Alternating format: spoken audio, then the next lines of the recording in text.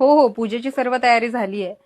हा, इथेच आमच्या जवळच आहे वडाचं झाड. मग आता ह्यांचा डबा देऊन झाला ना की मग लवकर येईन पूजा करून. अगं हाच नवरा का पाहिजे 7 जन्मी? तुझ्या नवऱ्याला बोलायची शिस्त तरी आहे का? असं काय बोलतेस अगं?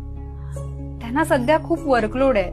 घरचं टेन्शन, ऑफिसचं टेन्शन, त्यात ते ऑफिसचं पॉलिटिक्स. थोडेसे चिडतात, रागवतात, पण त्याच्या मनात काही नसतं अगं. आणि तसंही पुरुष घरात मन मोकळं नाही करणार तर कुठे करणार? चल निघतोय का मी? हा, ऐक ना, मी तुला करते थोड्या वेळात कॉल. अहो अहो थांबा, मी टिफिन घेऊन येते. नाही, आज टिफिन नको आहे मला. का? आज उपवास आहे माझा. अहो पण उमा, बाहेरच्या जगात आम्हा पुरुषांना खूप टेन्शन असतं, फ्रस्ट्रेशन असतं आणि ते नकळत आपल्या बायकोवर निघतं.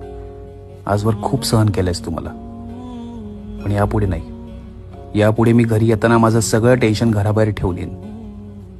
आजवर मी जे काही वागलो